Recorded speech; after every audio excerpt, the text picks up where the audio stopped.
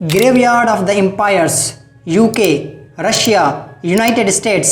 आखिर क्या वजह है जो दुनिया की पावरफुल कंट्रीज़ अफ़गानिस्तान से रुस्वा होकर निकलती हैं? उन्हें आखिर में भागना पड़ता है, अपनी नाक कटवा कर और इंसल्ट करा कर निकलती हैं।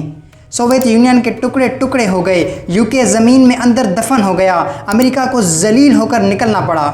अमेरिका न सिर्फ खुद जलील हुआ लेकिन अपने साथ साथ नेटो कंट्रीज़ को भी जलील करवा दिया।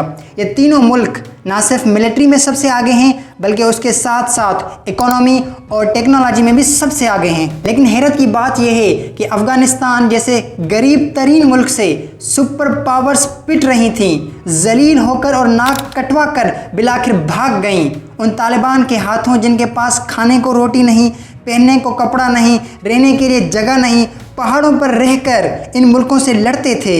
सबसे पहले बरतानिया ने कोशिश की अफ़गानिस्तान पर कब्ज़ा करने की 2-3 मरतबा, लेकिन यूके नाकाम रहा। फिर 1979 में रशिया 9 सालों तक लड़ता रहा लेकिन उसके हाथ कुछ भी नहीं आया और उल्टा खुद के टुकड़े टुकड़े करवा डाले। उस वक्त रशिया को सफ़ेद रीछ कहा जाता था, लेकिन सफ़ेद रीछ ऐसा गिरा कि उसकी हड्डी पसली टूट गई।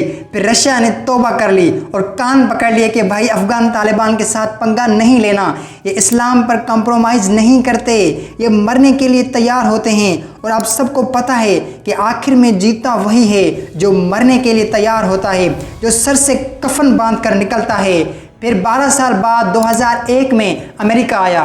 अमेरिका अकेला नहीं आया बल्कि अपने साथ साथ नेटो कंट्रीज़ को भी साथ में ले आया। फिर दुनिया जानती है कि उन सब के साथ क्या हुआ। ऐसा जलील और रुस्वा हुए कि तालिबान ने उन्हें मुंह दिखाने के काबिल न छोड़ा।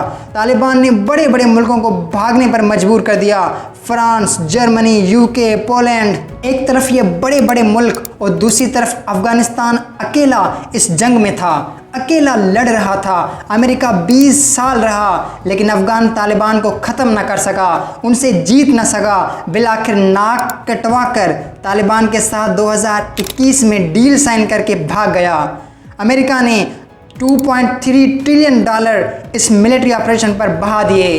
अब सबसे अहम सवाल यह है कि ये इतनी बड़ी ताकतें आखिर नाकाम क्यों हो रही हैं?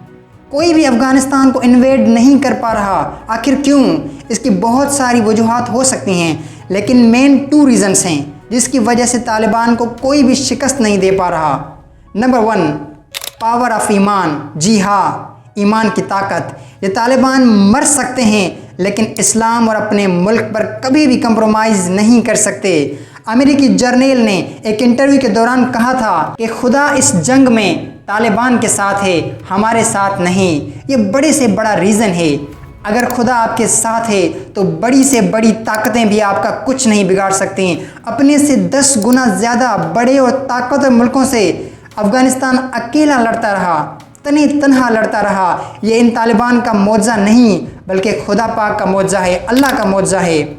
दूसरा बड़ा रीज़न, दूसरा बड़ा राज जिसकी वजह से कोई भी अफ़गानिस्तान पर कंट्रोल नहीं कर पा रहा, वो अफ़गानिस्तान की जोग्राफिकल लोकेशन है। अफ़गानिस्तान का 75% से ज़्यादा हिस्सा पहाड़ों पर मुश्तमिल है और यहाँ के लोग पहाड़ों से अच्छी तरह वाकिफ़ हैं लेकिन दुश्मन बिल्कुल अनजान। यही वजह है कि दुश्मनों को उन बड़े बड़े पहाड़ों का सामना करना पड़ता है। जब दुश्मन इन रास्तों से गुजरते हैं तो तालिबान इन टैंक्स पर हमला करके पहाड़ों में छुप जाते हैं और फिर उन्हें ढूंढना नामुमकिन होता है और दुश्मनों को समझ ही नहीं आता कि इनके साथ हो क्या रहा है।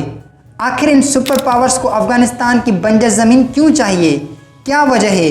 वो इसीलिए चाहिए क्योंकि अफ़गानिस्तान एशिया के बिल्कुल सेंटर में है, बिल्कुल बीच में है और इसे हार्ट ऑफ एशिया भी कहा जाता है। जो भी अफ़गानिस्तान के मामलात कंट्रोल करेगा वो आसानी से साउथ एशिया, मिडिल एशिया और मिडिल ईस्ट से डील कर सकता है। यही वजह है कि ये सुपर पावर्स अफ़गानिस्तान पर हमला करते थे।